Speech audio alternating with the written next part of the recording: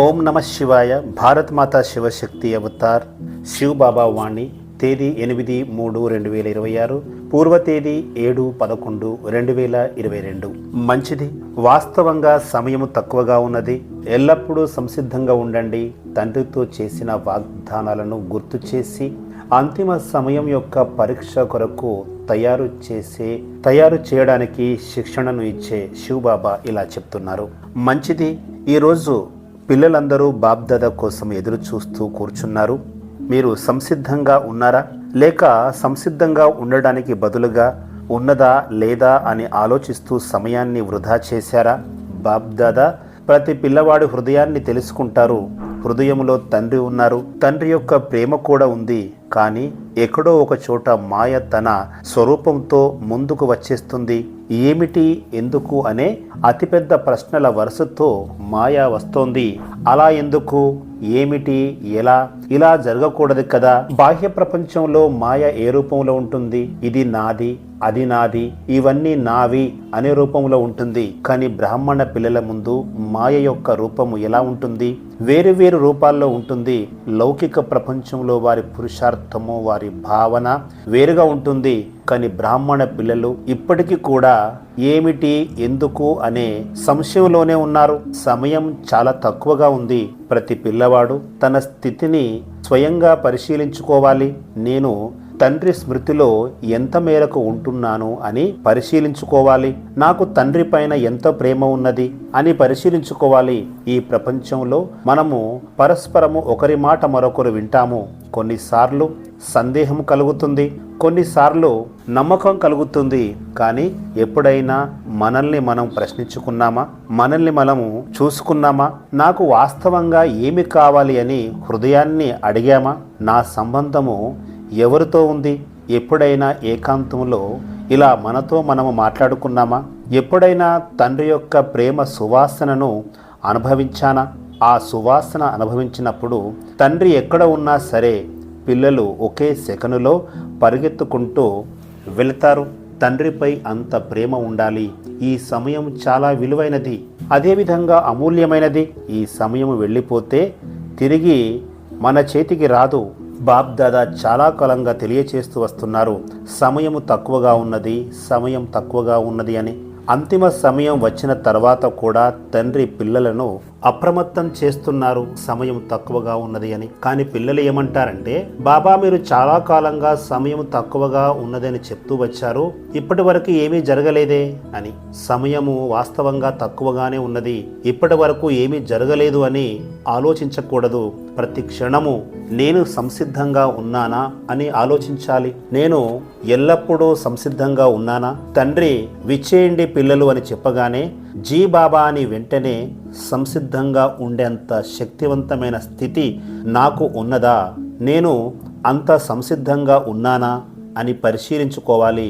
ఎలాంటి సమయం వస్తుందంటే, మీరు సంసిద్ధంగా ఉన్నా లేకపోయినా తండ్రి వచ్చేయండి పిల్లలు అని పిలుస్తారు. ఆదిలో పిల్లలు తండ్రికి అర్పించిన జీవితం గురించి ఒకసారి పరిశీలించుకోండి. అప్పుడు మీరు ఏమన్నారు? బాబా ఏది జరిగినా మీ చేతిని, మీ సాంగత్యాన్ని ఎప్పుడూ విడిచిపెట్టము అని మీరు చెప్పారు. జీవితాన్ని సమర్పించినప్పుడు ఎలాంటి వాగ్దానం చేశాము అంటే, బాబా మీ సాంగత్యాన్ని ఎప్పటికీ విడిచిపెట్టము అనే వాగ్దానాన్ని చేశాము. అదే వాగ్దానాన్ని చేశారు కదా. అందరి వాగ్దానము కూడా ఇదే కదా. కానీ ఆ వాగ్దానము ఎవరికి చేశాము అనే దానిని గుర్తు చేసుకోండి. శరీరధారి వ్యక్తికి చేశామా, లేదా విదేహీ తండ్రికి చేశామా? ఒకవేళ తండ్రితో ఆ వాగ్దానం చేసి ఉంటే ఈరోజు అందరూ చెక్ చేసుకోవాలి. ప్రతి ఒక్కరికి ఆ వాగ్దానము గుర్తుందా? చెక్ చేసుకోండి. ప్రతి పిల్లవాడు తనని తాను చెక్ చేసుకోవాలి. ఎవరికైతే తండ్రి పైన వాస్తవంగా ప్రేమ ఉన్నదో వారికి ఆ వాగ్దానము గుర్తున్నదా? మేము మీ చేతిని, మీ సాంగత్యాన్ని ఎప్పటికీ విడిచిపెట్టము. మీరు ఎక్కడ ఉన్నా, మేమెక్కడ ఉన్నా కూడా ఈ సాంగత్యము విడిపోదు అనే వాగ్దానము చేశారు కదా. చెక్ చేసుకోండి, గుర్తు చేసుకోండి. ఎవరైనా శరీరధారి వ్యక్తితో వాగ్దానం చేసినప్పుడు వారు రావచ్చు లేదా రాకపోవచ్చు. కానీ ఎవరైతే తండ్రితో వాగ్దానం చేశారో వారికి తండ్రి గ్యారెంటీ ఇస్తున్నారు. అంతిమ సమయం వరకు తండ్రి ఒడిలోనే వారు ఉంటారు. ఇప్పుడు మీ వాగ్దానాన్ని చెక్ చేసుకోండి, అలాగే గుర్తు చేసుకోండి. కలిసి ఉంటాము, కలిసి నడుస్తాము. ఈ వాగ్దానం ఎవరితో చేశారు? సెంటర్లోని గోడలతో చేశామా, లేదా మధుబన్తో చేశామా, లేదా ఏదైనా శరీరధారి వ్యక్తితో చేశామా, లేదా దాది లేదా దీదీలతో చేశామా? ఎవరితో వాగ్దానం చేశాము? ఇక్కడ ఉన్న పిల్లలు ఎవరితో వాగ్దానం చేశారు?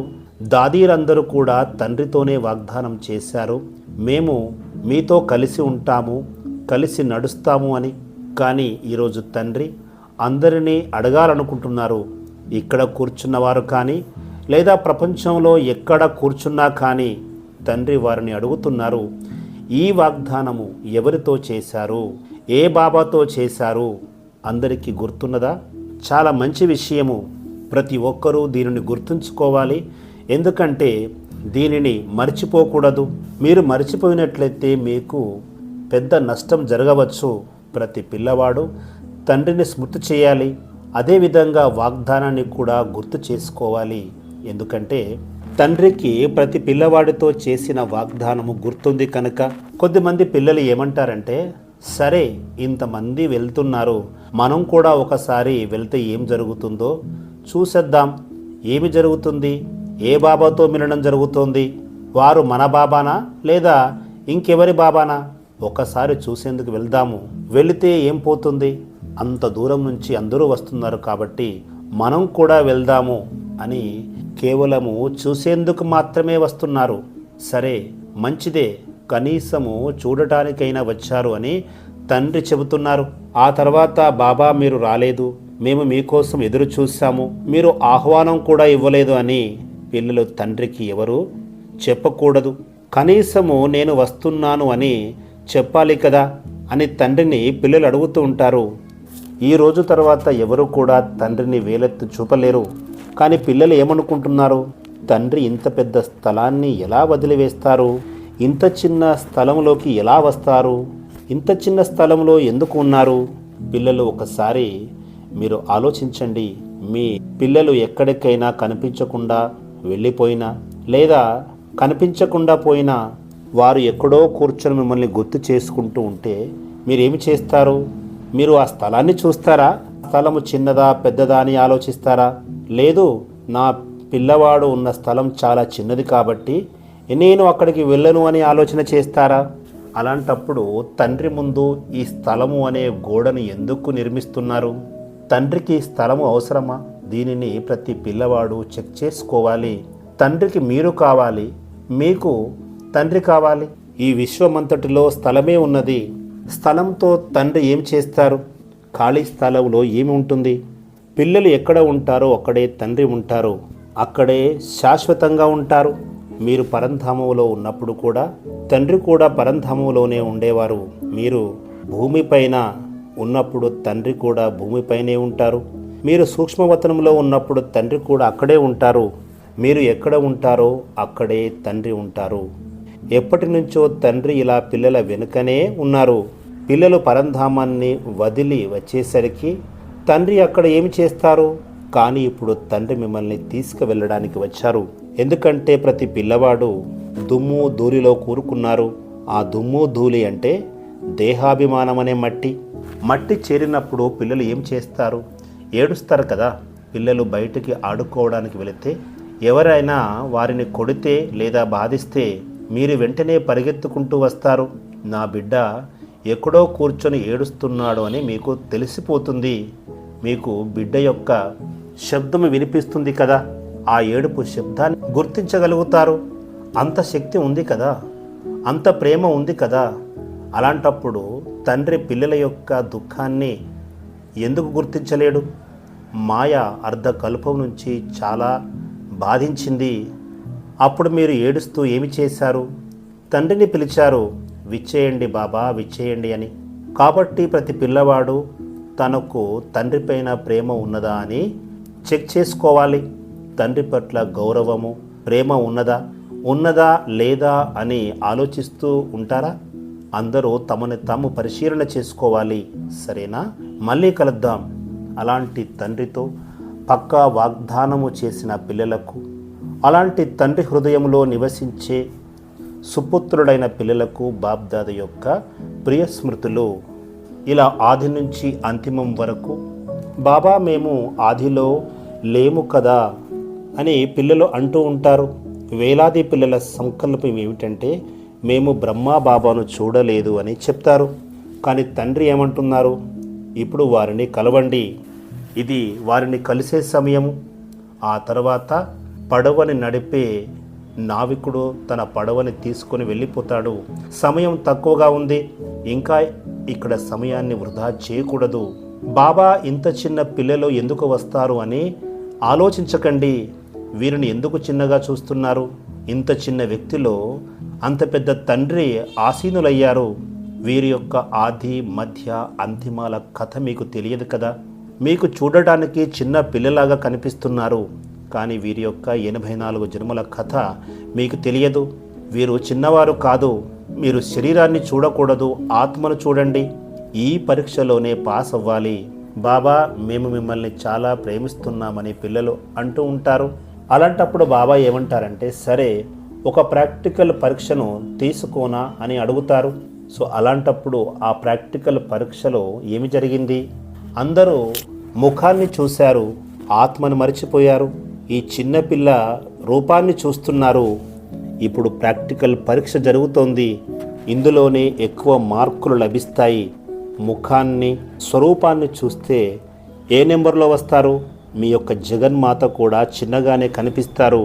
కానీ వారిని చిన్నగా చూడకండి. చిన్నగా చూసి ఫెయిల్ అవ్వకండి. నేను ఆత్మను అనే పాఠాన్ని దృఢంగా చేసుకోండి. ఆదిలో కూడా తండ్రి తెలియచేశారు కదా, మమ్మ గుప్తంగా మరియు ప్రత్యక్షంగా పాత్ర పోషిస్తుంది అని. ఆ సమయము వచ్చేసింది. ఇప్పుడు తండ్రిని ఇంత దగ్గరగా కలుస్తున్నారు, కానీ అంతిమ సమయంలో ఏమి జరుగుతుంది? ఇప్పుడు తండ్రిని కలవడానికి తహతహలాడుతున్నారు, కానీ అంతిమ సమయంలో కొద్దిసేపు కలిసినా చాలు, మా కళ్యాణం జరుగుతుంది అని అంటారు.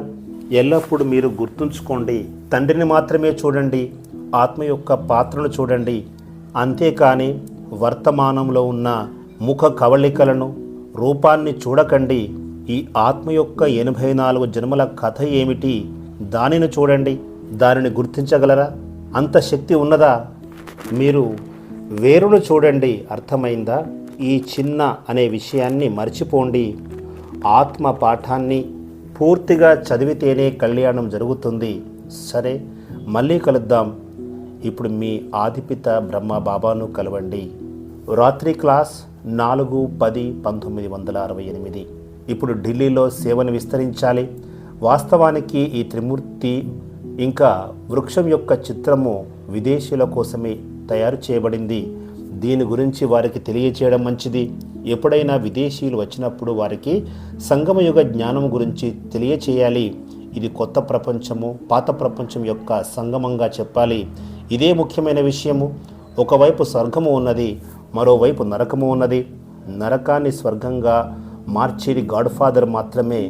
ఇది పాత ప్రపంచము, అది కొత్త ప్రపంచము. కొత్త ప్రపంచాన్ని స్థాపన చేసేది తండ్రి మాత్రమే. తండ్రికి తప్పకుండా ఒక శరీరం అవసరమవుతుంది. ఆ శరీరం కూడా ఈ వృక్షం యొక్క పైభాగంలో నిలబడి ఉంది. తండ్రి యాడమ్ ద్వారా ఈ విష్ణుపురుణ్ణి స్థాపన చేస్తారని తెలియచేయాలి. వారి ద్వారానే స్వర్గానికి యజమానిగా అవుతారు. విష్ణువుకు 2 రూపాలు ఉన్నాయి, లక్ష్మి, నారాయణ. స్థాపన చేసేవారు పైభాగంలో నిలబడి ఉన్నారు. వీరినే ఆడమ్గా పిలుస్తారు. మొదటి ఆడమ్ అని అంటారు కదా. కృష్ణుడిని ఆడమ్గా భావించరు. వీరే ఆడమ్ అని వారికి తెలియచేయాలి. ఇప్పుడు వీరే స్వర్గం యొక్క యజమాని. 84 జన్మల చివరిలో మళ్ళీ ఆడమ్గా అవుతారు. తండ్రి ఈ ఆడమ్ యొక్క రథాన్ని తీసుకుంటారు. పిల్లలు కూడా ఈ విధంగా తెలియచేయాలి. మొదట లక్ష్మీనారాయణులుగా ఉంటారు, ఆ తర్వాత రాముడు వస్తారు, ఆ తర్వాత ఇతర మతాలు వస్తాయి. ఇప్పుడు సంగమయుగము ఉన్నది. గాడ్ ఫాదర్ మార్గదర్శిగా మారి అందరిని విముక్తి చేసి తీసుకువెళుతారు. వారే స్వర్గాన్ని స్థాపన చేస్తారు. ఈ విధంగా తెలియచేయవచ్చు. ఆబులోనే స్వర్గానికి సంబంధించిన జ్ఞాపక చిహ్నాలు ఉన్నాయి. యాడమ్ తమ పిల్లలతో సహితంగా ఉన్నారు. మీరు ప్రజాపిత బ్రహ్మ యొక్క సంతానము. స్వర్గాన్ని స్థాపించడానికి ప్రాచీన భారత యోగాన్ని నేర్చుకుంటున్నారు. ఇవన్నీ కూడా వారికి తెలియచేయాలి. తండ్రి ఆడమ్ శరీరంలోకి వస్తారు, మొత్తం ప్రపంచానికి సద్గతి ఇస్తారు. స్వర్గంలో నరకం ఉండదు. ఈ పాత ప్రపంచం యొక్క వినాశనము సమీపంలో ఉన్నది. ఈ విధంగా వారికి తెలియచేయాలి. వరదానము: సదా విజయీ భవ. మిమ్మల్ని మీరు సదా విజేతగా భావిస్తున్నారా? సదా విజేతగా ఉండే వ్యక్తి యొక్క లక్షణాలు ఏ విధంగా ఉంటాయి? విజేత ఎప్పుడూ కూడా ఎల్లప్పుడూ ఆనందంగా ఉంటారు. అన్ని ఆకర్షణలకు అతీతంగా ఉంటారు. ఎల్లప్పుడూ తండ్రిని స్మృతి చేయాలి. ఆ ఆకర్షణలోనే మనస్సు నిమగ్నమైపోవాలి. ఇతర ఆకర్షణలేవీ కూడా ఆకర్షించకూడదు. ఎవరైతే తండ్రి యొక్క స్మృతి అనే గొడుగు కింద ఉంటారో అటువంటి వ్యక్తికి ఎప్పుడూ కూడా ఓటమి కలగదు. ఎల్లప్పుడూ విజేతగానే ఉంటారు. ఓం నమః శివాయ.